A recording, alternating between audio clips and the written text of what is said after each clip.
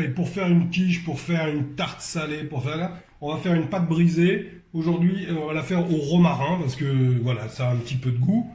Donc pour ça, on va avoir 300 g de farine, 150 g de beurre pommade ou beurre mou. Hein, voilà, et ça fait 2 heures qu'il est sorti, il va être mou et on va le mélanger.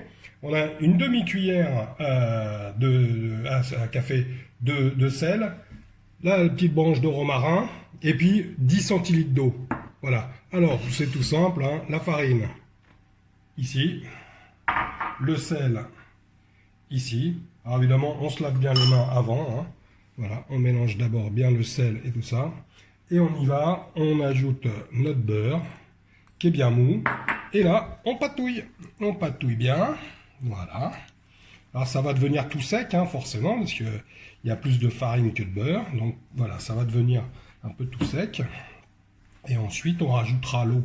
Vous voyez, c'est super compliqué la pâte. Hein. C'est vraiment... Alors là, je vous parlerai bien des odeurs, mais il n'y en a pas, en fait.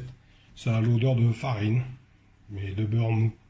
Donc c'est pas super passionnant. Regardez, vous voyez que ça commence déjà un petit peu à devenir un peu friable, comme ça. Voilà, comme une espèce de pâte sablée, un peu, comme un petit sable gras quand même, hein. Il y a un peu de beurre. Mais bon, ça c'est... voilà, comme ça on pourra faire des quiches, on pourra faire des tartes tarte à la tomate. Enfin, voilà.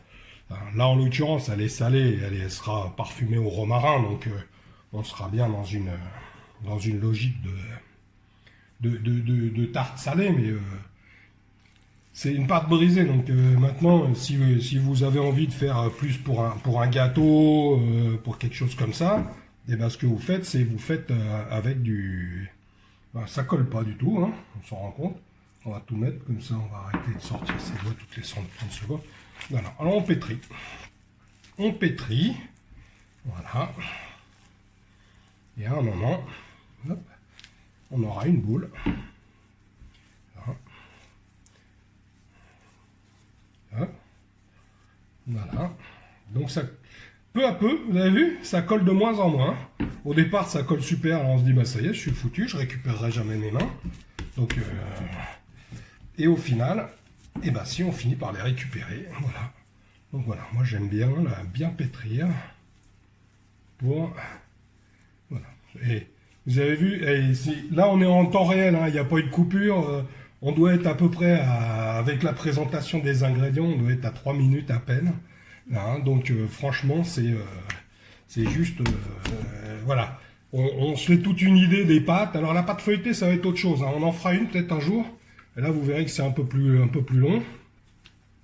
Et elle est prête, notre pâte.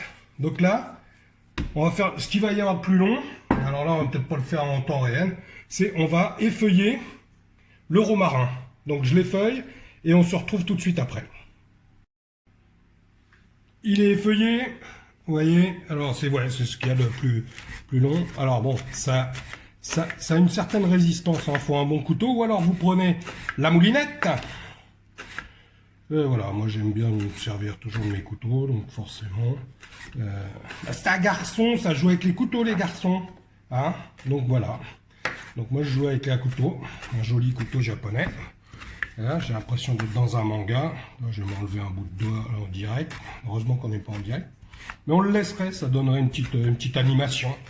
Des hurlements, tout ça. Pas sûr que la caméraman tiendrait le choc. Hein. On a une caméraman qui risquerait de partir. Voilà. Non, mais ça pourrait faire... Je suis sûr que ça ferait des vues. Hein, parce que... D'ailleurs, au niveau des abonnements, là, faut y aller un peu. Hein. C'est... voilà. Tout ça, c'est pour vous que je le fais. Voilà. Hop. Dans la pâte. Hein. Hop, là. Il y a des gros bouts, il y a des petits bouts, voilà, c'est un peu... Voilà, et alors là, hop, on retravaille le truc, voilà, pour qu'il y en ait un peu partout.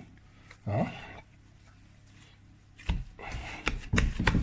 Hop. Voilà. Hop, regardez. C'est pas beau, ça? Et ça fait chanter les cigales, hein, un peu, comme la pissaladière. Hein.